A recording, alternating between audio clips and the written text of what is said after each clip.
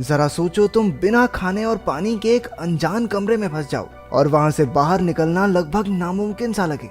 कुछ ऐसा ही होता है हमारी आज की कहानी में। पूरी रात शराब पीने के बाद एक आदमी जब सुबह उठा तो उसके सर में तेज दर्द होने लगा। वो अपनी साइड में देखकर डर गया कि एक मरा हुआ चूहा बिल्कुल उसके बगल में पड़ा था। जल्द ही उसे एहसास हुआ कि वो एक तिजोरी जैसे कमरे में कैद है, जिसमें एक लोहे का दरवाजा और एक अलमारी है। बहुत सारी मक्खियां उसके आसपास भिनभिना रही थी। उनमें से कुछ मरे हुए चूहे से अपना पेट भरने में बिजी थी। इसके बाद उस आदमी ने घड़ी में देखा कि सुबह के 9 बज रहे थे। उसने वो लोहे का दरवाजा खोलने की बहुत कोशिश की, लेकिन कोई फायदा नहीं हुआ। उसने दरवाजा पीट पीट कर चिल्लाना शुरू कर दिया, लेकिन बाहर से कोई जवाब नहीं आया। उसे कोई अंदाजा नहीं था कि वो इस कमरे में कब और कैसे पहुंचा। थोड़ी देर बाद उसे पेशाब का प्रेशर बनने लगा और अब उसे बहुत जोर से वॉशरूम जाना था। पहले तो उसे लगा कि उसके साथ किसी ने मजाक किया है। उसे लग रहा था कि ये काम फ्लेचर नाम के एक आदमी का है जो उसके साथ काम करता था। वो मजाक में कहने लगा कि बाहर आते ही उसे नौकरी से निकाल देगा। लेकिन थोड़ा वक्त बीत जाने के बाद उसे एहसास हुआ कि बाहर किसी के होने का नामो निशान ही नहीं था।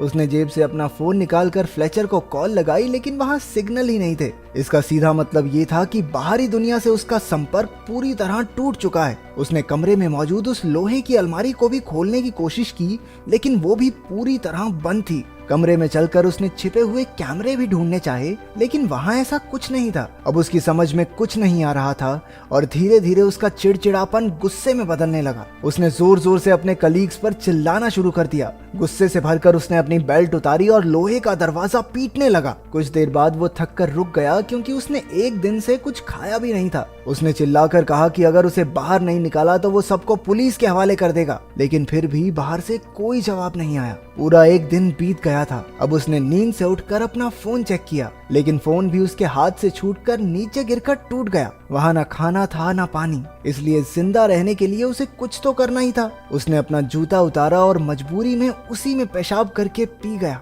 अकेलेपन और भूख की वजह से अब वो पागल सा होता जा रहा था। अचानक उसे ऊपर लगी ट्यूबलाइट में एक चाबी दिखाई दी। उसने तुरंत लाइट तोड़कर चाबी बाहर निकाली। उस चाबी की मदद से वो लोहे की अलमारी खुल गई, जिसके अंदर उसे प्योर ऑक्सीजन के 2 कैंस और छेनी हथौड़ी जैसे कुछ औजार मिले। उसने औजारों की मदद से वो लोहे का दरवाजा तोड़ने की कोशिश की, लेकिन दरवाजे पर एक खरोंच तक नहीं आई। वो वेल्डिंग मशीन के जरिए दरवाजे को जलाने लगा, लेकिन उसे उसका इस्तेमाल नहीं करना आता था। वेल्डिंग गन की आग देखकर उसे एक आइडिया आया। उसने आग का इस्तेमाल करके फायर अलार्म को ट्रिगर करने का प्लान बनाया, जिससे उसे थोड़ा पानी नसीब हो जाए, लेकिन बदकिस्मती से वो अलार्म नकली निकला। इसके बाद उसने छेनी हथौड़ी से दरवाजे का ताला तोड़ने का प्लान बनाया, लेकिन वो दरवाजा इतना मजबूत था कि उसे तो दया तक ना तोड़ पाए। भूख और प्यास से बेहद परेशान होकर वो डिप्रेशन में जाने लगा। उसने अपना गुस्सा निकालने के लिए अलमारी को जोर जोर से पीटना शुरू कर दिया, लेकिन कुछ देर बाद वो फिर से शांत होकर बैठ गया। तभी उसे दीवार में एक छेद दिखाई दिया। वो तुरंत छेनी हथौड़ी लेकर उसे तोड़ने लगा।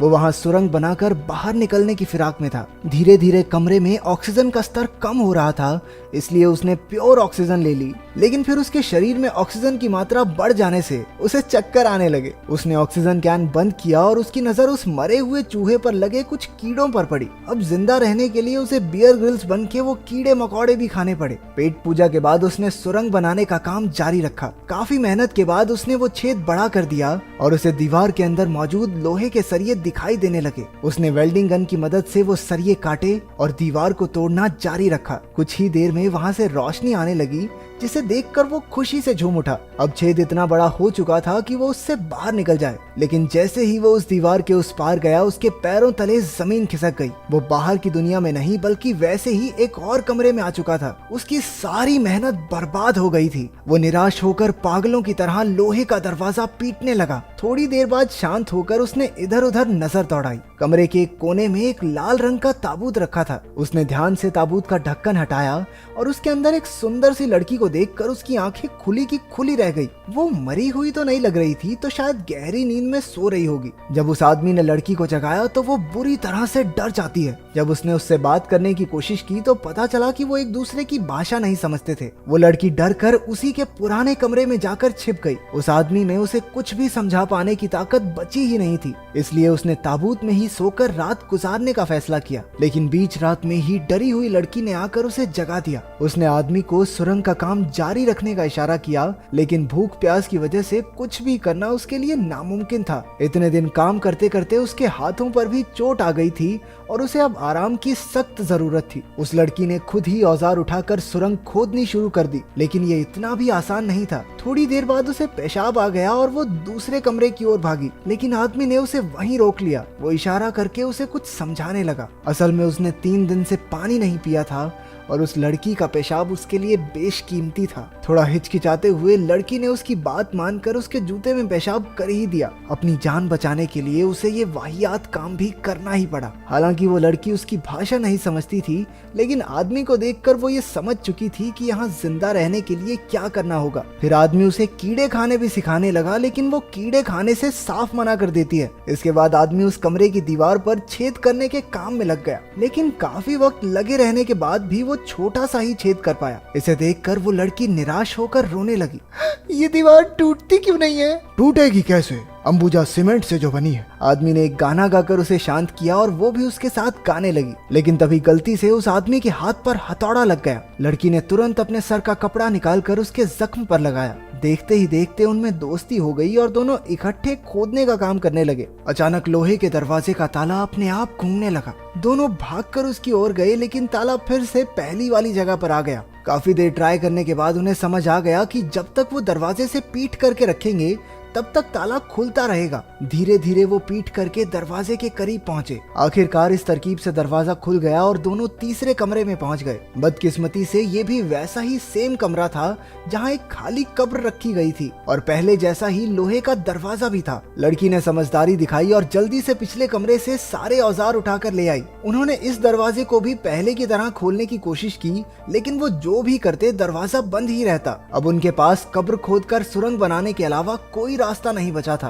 अब उस आदमी के शरीर में बिल्कुल ताकत नहीं बची थी और वो चक्कर खाकर गिर पड़ा। लड़की अब भी ठीक थी क्योंकि उसने इतना काम नहीं किया था। अब आदमी के शरीर में बुखार आना शुरू हो गया। तभी उसे उन्हें कैद करने वाले की असली इच्छा का एहसास हुआ। आदमी को लगा कि उन्हें कैद करने वाला उन दोनों को एक दूसरे का कत्ल करते हुए देखना चाहता है, इसलिए बाहर निकलने के लिए उनमें से एक को मरना होगा। कमरे में रखी कब्र ही उनमें से एक की मंजिल है। सारी मुसीबत खत्म करने के लिए आदमी ने लड़की का खून करने के बारे में सोचा, लेकिन वो ऐसा कर नहीं पाया। अब उसकी जिंदा रहने की सारी उम्मीद और इच्छा खत्म हो चुकी थी, इसलिए उसने खुद को ही कब्र में लेटा लिया और मौत का इंतजार करने लगा। लड़की ने उसे थप्पड़ और घूंसे मारकर जगाए रखने की कोशिश की, हालांकि आदमी में कोई हलचल नहीं हुई। उसने आदमी को कब्र से बाहर निकाला और उसे जमीन पर लेटाकर सुलाने लगी। अब वो भी सबसे तंग आ गई थी, इसलिए वो दरवाजे पर जाकर चिल्लाने लगती है, लेकिन बाहर से चूं तक की आवाज नहीं आई। अब उसे भी कोई रास्ता नहीं दिख रहा था। आखिरकार उसने अपने आंसुओं से आदमी की प्यास बुझाई। अगर वो मर गया तो वो भी ज्यादा देर तक बच नहीं पाएगी। कुछ देर बाद उसने अपने कपड़े उतारने शुरू कर दिए। बेहोशी की हालत में भी आदमी को समझ आ गया कि वो क्या कर रही है। लड़की के छूने से वो भी हल्का हल्का जागता रहा। जैसे तैसे लड़की ने पूरी रात उसे जगाए रखा।